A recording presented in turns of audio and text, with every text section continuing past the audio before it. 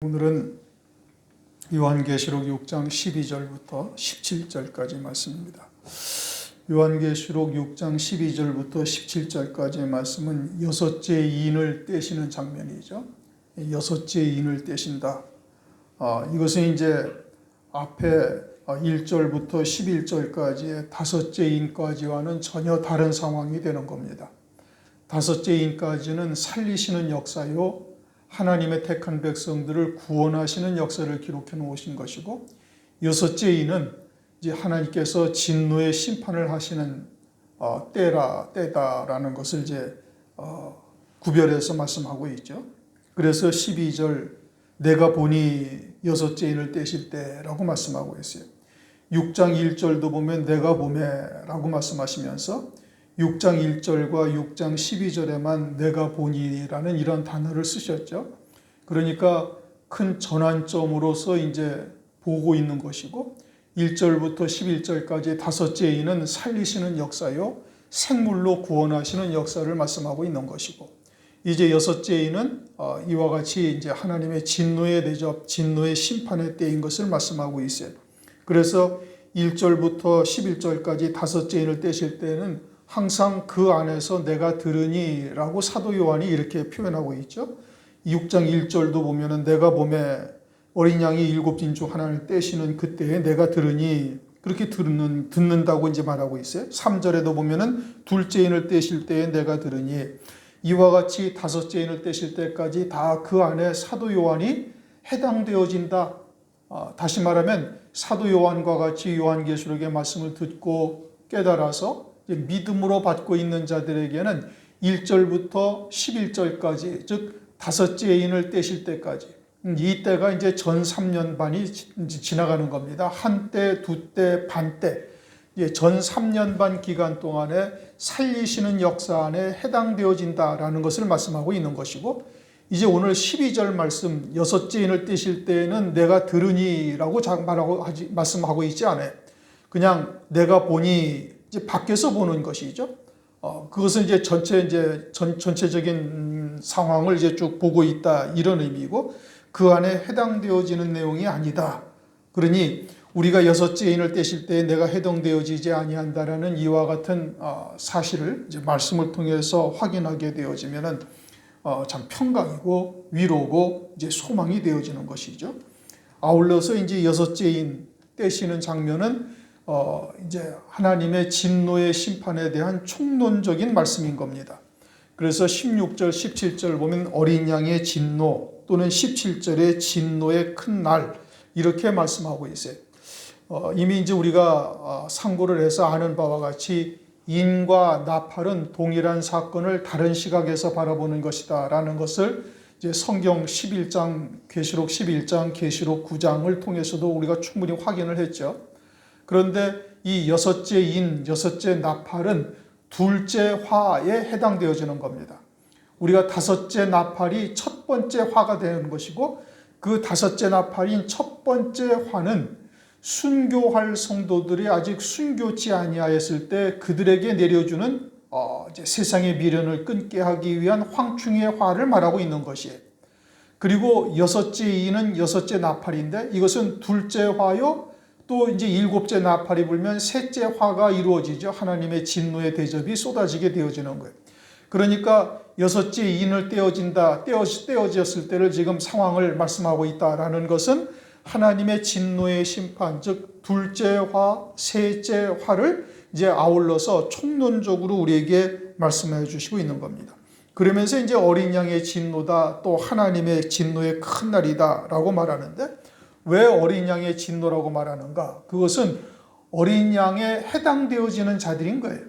어린 양의 구원의 구원의 은혜를 받은 자들인데, 그 어린 양의 구원의 구속의 은혜를 받은 자로서 그의 합당한 삶을 살지 아니한 것이죠. 그래서 어린 양의 진노다라고 말씀하고 있는 겁니다. 어린 양의 진노, 어린 양의 구속의 은혜를 받은 자로서는 어떻게 살아야 되는가? 이 그리스도의 것이죠. 그리스도께서 피로써 값주고 사신받은 그리스도의 것이 되어졌으면 주님의 뜻을 쫓아 믿음으로 살아야 되는 겁니다. 고린도후서 5장 15절을 보면은 이제 그리스도를 위하여 살아야 된다라고 우리에게 분명히 말씀하고 있어요. 그리스도를 위하여 산다라는 것은 하나님의 말씀을 믿는 믿음으로 사는 것을 의미하고 있는 거예요. 하나님의 말씀을 믿는 믿음으로 산다? 그러면은 당연히 우리에게 고난이 따르고 핍박이 따르게 되어지는데 그와 같은 과정들을 능히 믿음으로 이겨나가야 되는 거예요.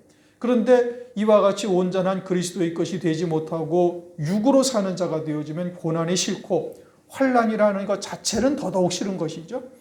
그러니 어거지로 해석한 하나님의 말씀, 어거지로 해석한 혼잡한 말, 누룩이 섞인 떡. 오늘날 환난에 대해서 그와 같이 혼잡한 말씀, 누룩이 섞인 떡은 환난은 교회는 환난을 당하지 아니하고 세상이 환난을 당한다거나 환난도 없고 천년왕국도 없고 주님이 재림하시면 그것으로 끝이다 해서 교회가 환난을 지나지 아니한다라고 억지 해석을 한 이와 같은 잘못된 말들을 듣고 사는 자들이 되는 겁니다. 이게 육에 속한 자들이 되는 것이죠. 그러다가 하나님의 진노의 심판의 대상이 되는 것이죠. 로마서 14장을 보시면은 이런 말씀이 있습니다. 로마서 14장 7절 8절을 보면 이렇게 말씀하십니다. 우리 중에 누구든지 자기를 위하여 사는 자가 없고 자기를 위하여 죽는 자도 없도다. 우리가 살아도 주를 위하여 살고 죽어도 주를 위하여 죽나니 그러므로 사나 죽으나 우리가 주의 것이로라. 로마서 14장 7절 8절에 이렇게 말씀을 하시는데 이 말씀을 문자적으로만 보면은 우리가 주를 위해서 살고 주를 위해서 먹고 주를 위해서 죽는다. 그러니까 아주 주님 앞에 온전한 헌신을 하는 자다. 이런 의미로 받아들이는데 그런 뜻이 아니고요. 예수를 믿는 자든 또는 예수를 믿지 아니하는 자든 또는 예수를 믿으면서도 진리를 아는 자이든 아니면 진리가 무엇인지를 깨닫지 못하고 사는 자이든 모든 사람들이 다 주님의 뜻을 이루며 살아가는 거예요. 믿지 아니하는 자는 믿지 아니하는 자대로, 믿는 자는 그 믿는 자대로, 또 그 각자의 믿음을 따라서 순교의 신앙의 선자들은 그 믿음대로, 그 믿음에 이르지 못하는 자들은 또 그 믿음에 이르지 못한 대로 다 주를 위하여 사는 자들이 되다 이겁니다. 주님의 뜻을 이루는 자들이다 이겁니다. 그러니까 이 마지막 때에도 마찬가지로 하나님은 하나님의 뜻을 이루어 가시는데 그 하나님의 뜻을 이루어 가시는데 그 뜻을 깨닫고 자기를 말씀 앞에 처 복종시키며 순종하는 자에게는 그에 합당한 영광이 주어질 것이고 또 그러지 아니한 자들에게는 이제 이와 같은 진노의 심판이 환난 날 임하게 되어질 것을 말씀하고 있는 거예요. 어린 양의 진노, 우리가 예수 그리스도를 믿는 데에서 모든 자들이 다 구원에 이르는 것은 결코 아닌 겁니다. 그러므로 우리가 하나님의 뜻이 무엇인지를 깨닫고 이와 같은 하나님의 진노의 심판의 자리에 서지 아니한다라는 것이 큰 은총이라는 것을 깨닫고 그러한 하나님의 뜻을 깨달았다면 우리가 그에 합당한 믿음의 열매들을 맺는 것이 아주 중요한 거예요. 내게 베풀어 주신 은혜, 어린 양의 진노라는 것은 그겁니다. 각자가 어린 양의 구속의 은총을 받았는데 그 구속의 은혜 가운데서 합당한 믿음의 열매를 맺고 사느냐 살지 못하느냐의 차이예요. 거기에 합당한 믿음의 열매를 맺은 자는 반드시 어린 양의 안에 그리스도의 신부의 신앙에까지 이를 수 있는 영광을 누리게 되어질 것이고 그러지 못한 자는 이와 같이 하나님의 진노의 심판의 대상이 될 수도 있다. 이것을 우리에게 지금 계시하고 있는 겁니다. 왜 하나님의 심판을 어린 양의 진노 또 진노의 큰 날이라고 말씀하셨는가? 이것을 우리가 잘 유념해서 생각해 봐야 되는 겁니다.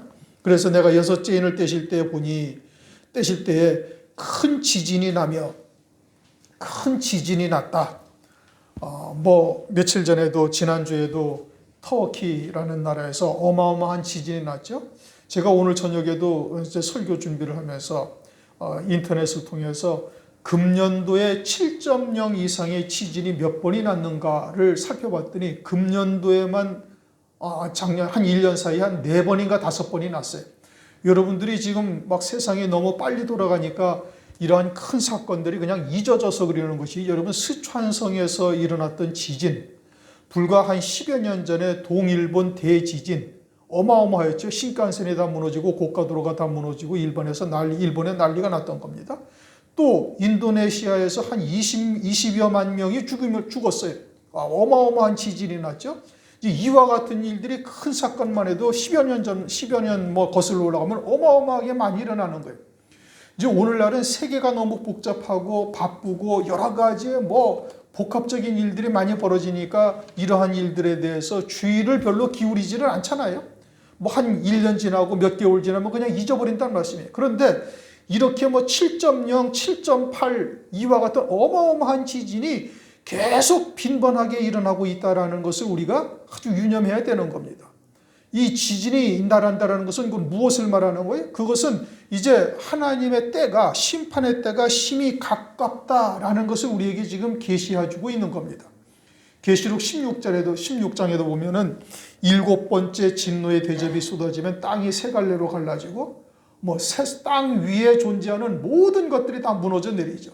하나님께서는 이제 천지를 개벽하시는 겁니다. 옷을 갈아입듯이 이 땅이 새 하늘 새 땅으로 바뀌어지기 때문에 그와 같은 것인데, 그와 같은 지진이 지금 빈발하고 있다. 이것은 이와 같은 큰 지진의 때가 심히 가깝게 다가오고 있다라는 것을 말씀하고 있는 거예요. 14절 끝부분에도 보면 각 산과 섬이 제자리에서 옮겨온다. 큰 지진으로 말미암아 어마어마한 혼란이 일어난다. 또한 이 지진이라는 것은 영적인 의미에서도 지진이 나는 겁니다. 히브리서 12장 26절 27절 보면은 하나님께서 땅만 아니라 하늘도 한번 흔들어 버리시겠다. 하늘도 흔드신다라는 것은 영존할 것들을 위해서 무너질 것, 흔들어서 무너질 것들을 다 무너뜨리기 위함이다 이겁니다. 그러니까 이 지진이라는 것은 물론 물리적으로 땅에서도 지진이 나는 거지만 영적인 의미로서도 큰 지진이 이루어지게 되는 거예요. 하늘 위에서도 이 땅에서 모든 그리스도인들이 다 하늘나라에 상급을 쌓고 열매를 맺었다라고 다 생각하고 있잖아요. 그러나 하나님께서는 하늘 위에도 한번 하나님께서 흔드실 것을 말씀을 하고 있는 겁니다. 그래서 큰 지진이 나며 해가 총담같이 검어지고 이제 새로운 개역 성경에는 총담이라는 단어를 쓰지 않았죠. 총담이라는 것은 말의 검은 털로 짠 담요와 같은 것이 해가 완전히 깜깜해진다 이겁니다. 이제 실제로 이와 같은 일이 이루어지기도 하는 것이고 또 이것은 영적인 의미를 우리에게 주시기도 하는 거예요. 해가 총담같이 검어진다라는 것은 진리의 말씀으로 살리시는 역사가 완전히 사라진다 이겁니다. 왜냐? 이것은 후 3년 반 때요. 이제는 두 증인이 1260일 예언을 하고 제일 마지막으로 순교가 끝난 때인 겁니다. 그러니까 진리의 말씀을 들을래야 들을 수가 없는 거예요. 그러니 영생의 열매 맺는 역사가 완전히 사라지게 되어지고 진리의 빛이 비춰지지 아니하는 거예요. 창세기 1장을 보면 넷째 날에 큰 광명, 작은 광명을 말씀하시면서 큰 광명이 낮을 주관하고 작은 광명은 밤을 주관한다 이렇게 말씀하시요. 그런데 하나님이 해라는 단어를 굳이 피하신 이유는 그것이 해라는 것을 지칭하는 것이 아니기 때문에 그러는 겁니다. 해라는 단어를 성경에서 안 쓰신 것은 아니에요. 그러니까 하나님은 해라, 시편 84편 11절에도 말씀하고 있잖아요. 여호와 하나님은 해요. 그러면 하나님은 해라는 것은 진리의 말씀을 말하는 것이고 진리의 말씀이 완전히 사라져서 살리는 역사가 사라진다라는 것을 해가 총담같이 검어졌다. 그 다음에 온 달이 피같이 되었다. 온 달은 이것은 이제 작은 광명이요 어둠을 주관하는 것이죠. 그것은 율법이요 하나님의 자녀가 죄 가운데 있을 때 죄가 무엇인지를 깨닫게 해서 살리시는 일을 하는 거예요. 그런데 그 달이 피같이 되었다라는 것은 이제는 율법에 기록된 대로 하나님께서 저주의 심판을 하나님께서 그대로 하시겠다라는 뜻인 겁니다. 언제요? 하나님의 진노의 심판 후 3년 반이 이르렀을 때 그와 같이 되어질 것을 말씀하고 있는 거예요. 13절 하늘의 별들이 무화과 나무가 대풍에 흔들려 선과실 떨어지는 것 같이 땅에 떨어지며 언제 이런다는 거예요? 후 3년 반에 이와 같은 일이 벌어진다 이겁니다. 실제 하늘의 별이 떨어진다? 해성이 우리 지구와 충돌한다 이런 것은 아니죠.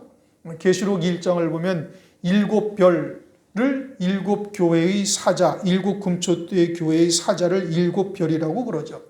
그러니까 별이라는 것은 주의 종들을 의미하는 것이고 주의 종은 하늘에 떠 있어야 되는 거예요. 하늘에 속한 자가 되어져서 이 땅에 빛을 비추는 것이 주의 종의 사명이에요. 그래서 땅에 속한 자들로 하늘에 속한 자로 세워서 하늘에 예비된 영광을 볼 수 있게 해야 되는 것이죠. 그런데 하늘의 별들이 무화과 나무가 대풍에 흔들려 선과 실 떨어지는 것 같이 땅에 떨어진다. 대풍이라는 것은 환란의 바람이죠. 환란의 바람이 아주 선과 실 떨어지듯이 우수수 다 떨어진다 이겁니다. 그런데 전 3년 반 기간에도 이미 타락한 종들이 있음을 성경에서 말씀하셔요. 계시록 8장 10절에 셋째 천사가 나팔을 부니까 큰 별, 횃불같이 타는 큰 별이 물샘에 떨어져서 강들의 물샘과 강들과 3분의 1이 아주 순불이 되었다. 그리고 계시록 12장 3절에 큰 붉은 용이 꼬리로 하늘의 별 3분의 1을 끌어다가 땅에 던진다. 이것은 전 3년 반에 이루어진 일이죠. 그리고서 남아있는 이와 같은 종들이 후 3년 반 들어져서는 완전히 다 땅에 떨어진 자들이 되어졌다라는 것을 말하고 있는 겁니다.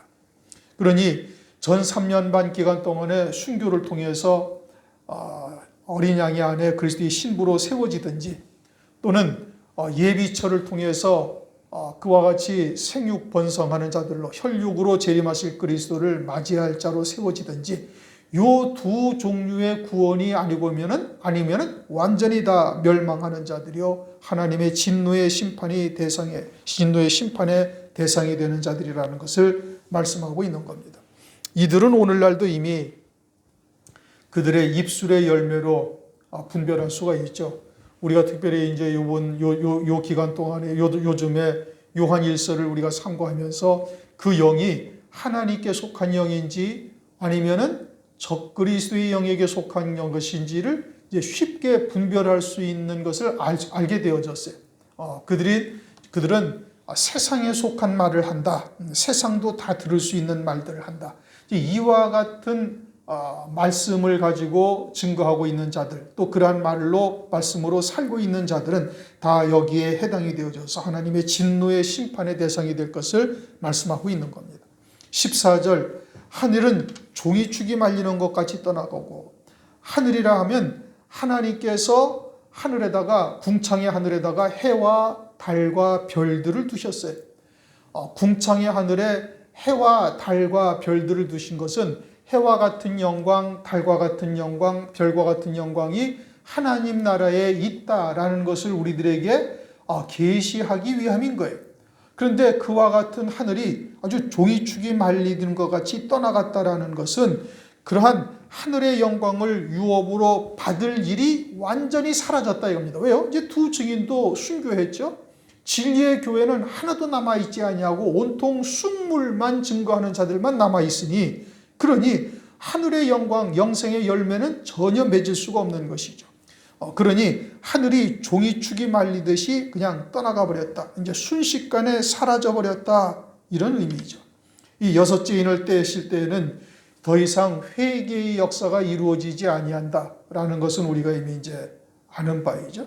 그러면서 각 산과 섬이 제자리에서 옮기우매, 산과 섬이 제자리에서 옮겨온다. 물론 이제 지진으로 말미암아 그와 같은 것이 다 무너질 수도 있는 것이지만 여기서 말씀하시는 의미는 산이라는 것은 평지 위에 우뚝 솟은 것이죠. 그러니까 땅에 있는 자들보다 더 온전한 신앙이다 이겁니다. 진리가 무엇인지를 안다 이겁니다.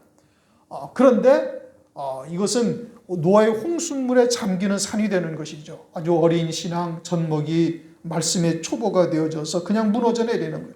또 바다 위의 섬이죠. 섬이라는 것은 죄악의 바다에서 벗어난 자인 거예요.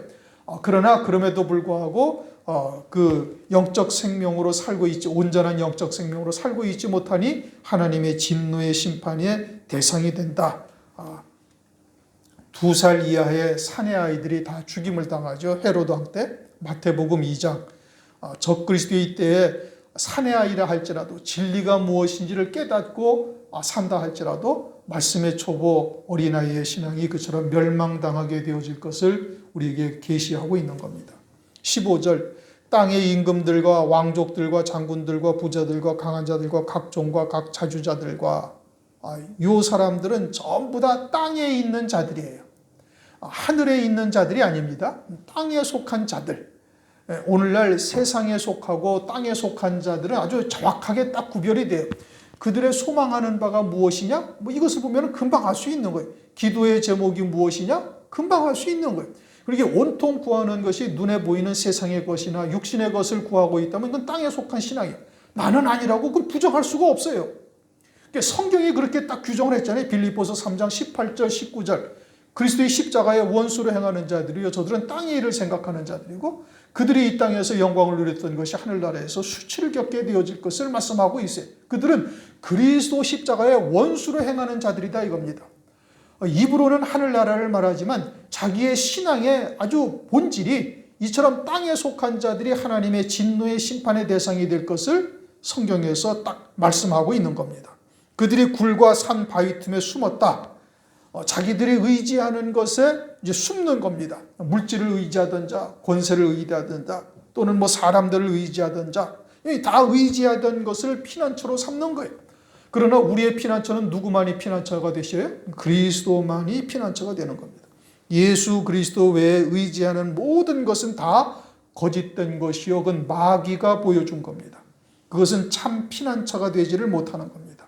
그런데 그곳에 숨어서 하는 말이 산과 바위에게 이르되 우리 위에 떨어져 보좌에 앉으신 이의 낯에서 어린 양의 진노에서 우리를 가리우라. 보좌에 앉으신 이의 낯에서와 어린 양의 진노에서 우리를 가리우라. 이것은 세상이 할 수 있는 말이 절대 아닙니다. 예수 밖에 있는 세상은 어린 양의 진노라는 단어를 쓸 수가 없어요. 보좌에 앉으신 이라는 이 구절을 쓸 수가 없어요. 그러니까 이것들은 다 하나님의 자녀다라는 뜻인 겁니다. 계시록 18장에 가면 음료교회에게 외칠 것을 하나님께서 말씀하고 있죠. 내 백성아, 거기서 나오라. 그들의 죄에 참여하지 말라. 그러니까 교회가 이와 같이 하나님의 진노의 심판이 대상이 될 수 있다라는 것을 성경에서 말씀하고 있어요. 그런데 일반적으로 많은 사람들이, 즉 세대주의나 무천년주의를 쫓는 자들은 교회는 심판을 받는 자가 아니다 이겁니다. 교회는 구원을 받고 세상이 멸망당하는 것이지 교회가 심판받는 것이 아니라고 우기고 있는 거예요. 이것은 하나님의 말씀을 몰라도 너무 보지 못하는 거예요.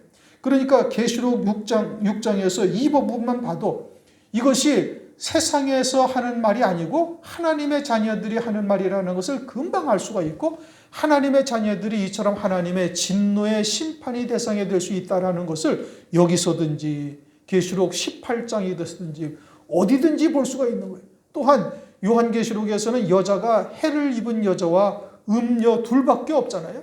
여자는 곧 그리스도의 신부의 어린 양의 아들을 얘기하는 것이고 하나님의 택한 백성들을 의미하고 있는데, 그들이 이처럼 해를 입은 여자와 음녀로서 나뉘어지게 되어질 것을 성경에서 보여주시고 있는 겁니다.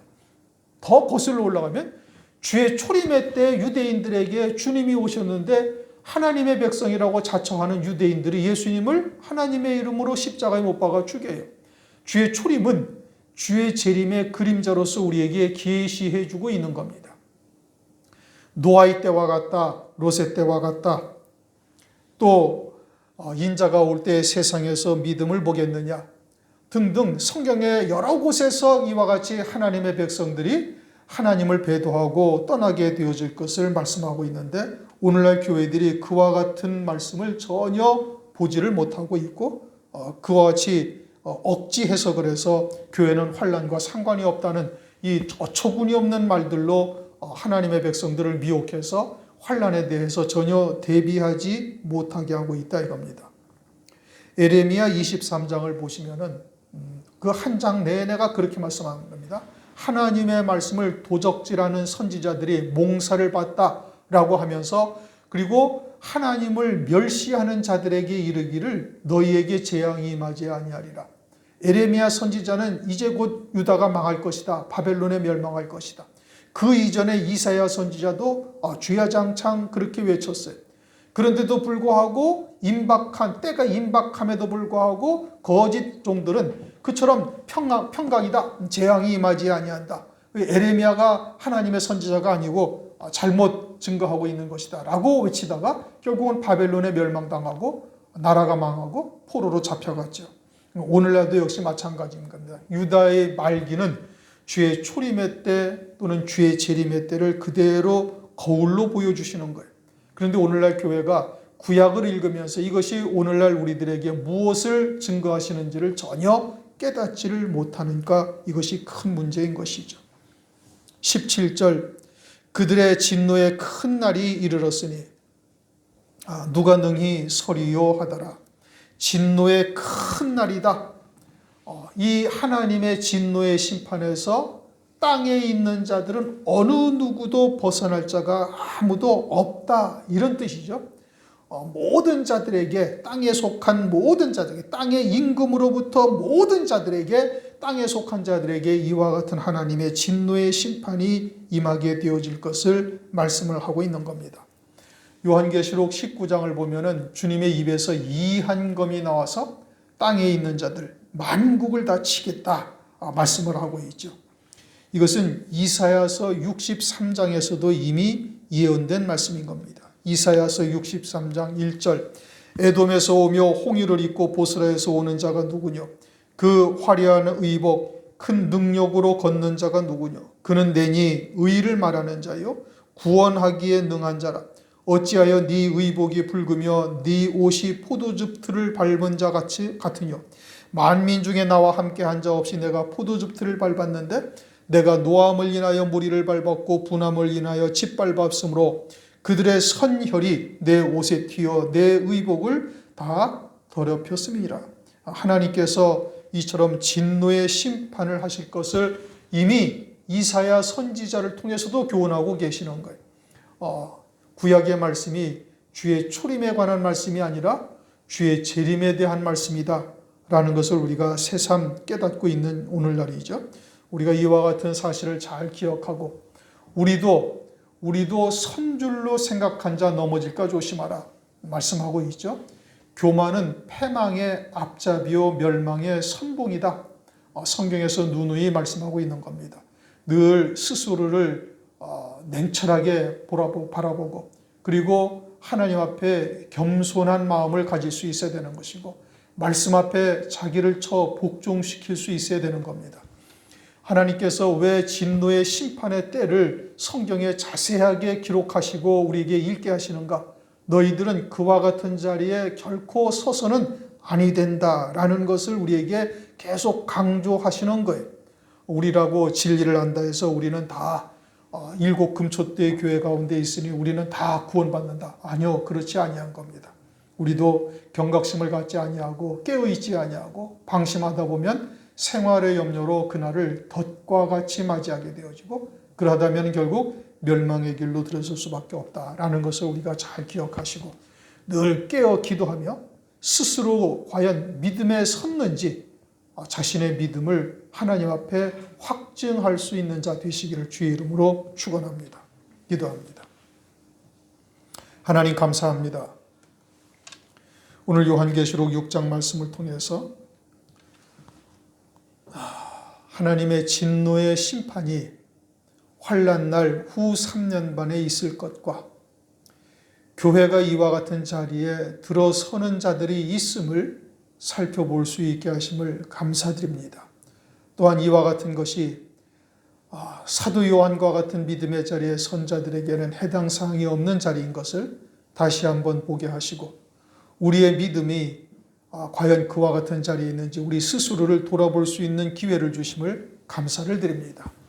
더더욱 온전한 하나님의 말씀, 때에 따른 말씀으로 또 내게 주시는 하나님의 말씀으로 우리가 받음으로써 이러한 자리에서 온전히 벗어난 자요 한때, 두때, 반때에 걸쳐서 예수의 증거와 하나님의 말씀을 인하여 목배임 받기를 마다하지 아니하는 자가 될 뿐 아니라 더 나아가서는 주의 길을 앞서 예비하는 종으로서도 쓰임받을 수 있는 자 되기를 간절히 간구하옵고 우리 구주 예수 그리스도의 이름으로 기도드리옵나이다.